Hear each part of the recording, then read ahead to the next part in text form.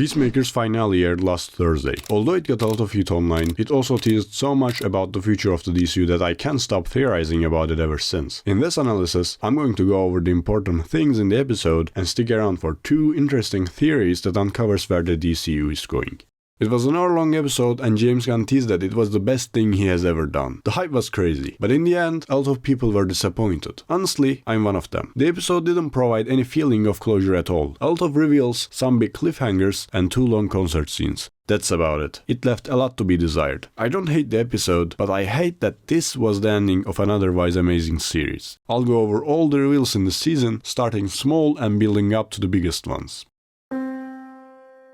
Throughout the season, we see this creature incinerating a rat from his world in the quantum unfolding chamber. He's credited as Kyphotic Alien. Although a lot of people were wondering who might he turn out to be, some even speculated he was Martian Manhunter, James Gunn actually answered this question. He's just a janitor. The rats are highly toxic and you're not supposed to burn them, which is why he incinerates them in the QUC. To quote James Gunn, I like keeping his story very mundane. He's just a next door neighbor from Home Improvement. There's nothing special about that guy.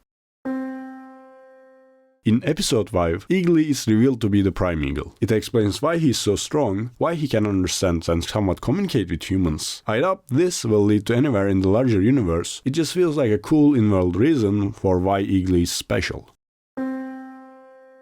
At the end of episode 7, it's clear that Keith is still alive. Peacemaker took everything from him, so it's safe to say he's seeking revenge. He also has a quantum unfolding chamber in his house, which means he has a way to travel between universes. During a conference, DCU Brief asked about this to James Gunn, and he said he has some ideas, but nothing specific planned out yet. The Salvation storyline is first in line at the moment.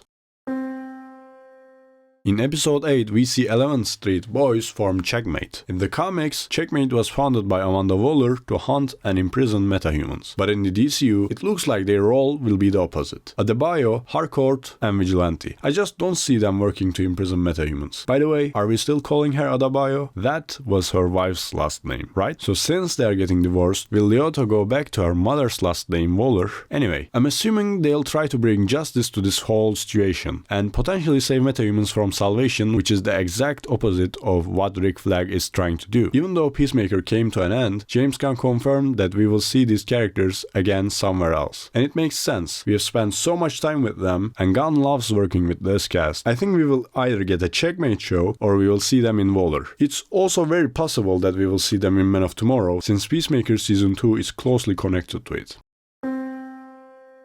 At the end of episode 7, we see Rick Flag capture Peacemaker and throw him into Salvation, the prison universe that they were searching for. James Gunn credited the 7-issue comic run named Salvation Run as his inspiration. He emphasized that it's just an inspiration and not a one-on-one adaptation. In the comic, Rick Flag and Amanda Waller decide to capture and imprison metahumans after a group of villains kill the Flash. Joker, Lex Luthor, and Bane, and a lot of big names end up in Salvation. In the end, it turns out it wasn't a good idea and causes much bigger issues.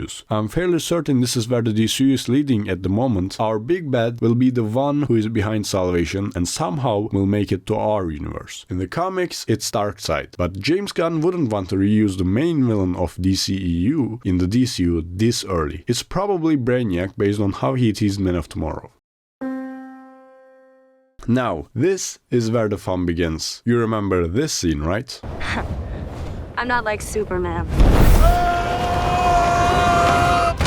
Boravia is a US ally, and Hawkgirl killed their president. At the moment, she's an international criminal of the highest level. James Gunn said before that Hawkgirl will face consequences of her actions. What are those consequences, you think? Exactly. They are going to put her in Salvation 2. Get behind me, Queen. You did nothing wrong.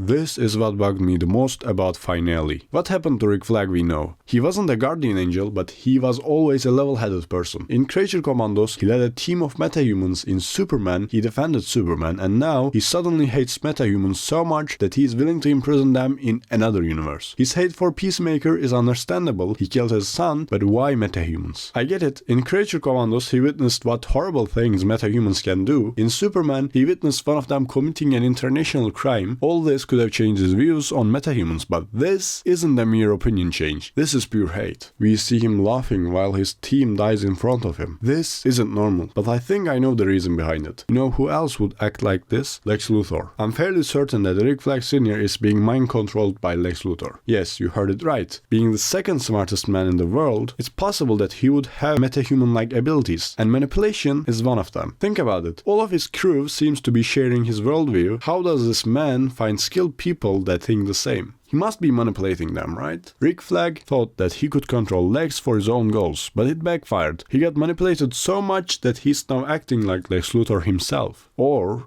there's an even crazier theory. Rick Flag is actually Clayface. We know Clayface exists in this universe. Somewhere in the season, Rick Flag is captured and replaced by Clayface. Probably around the time he went to Belle Reve to talk to Lex Luthor. I'm not sure how that would happen or what purpose it would serve, but knowing James Gunn, it's totally possible. Anyway, this is my review of the finale and some theories that I have. I'm kind of glad that we are going to see some non-James Gunn projects in the near future. I like Gunn, but he has a certain style, and I would appreciate different styles at the moment. Which theory makes more sense, or do you have your own theories? Let me know in the comments.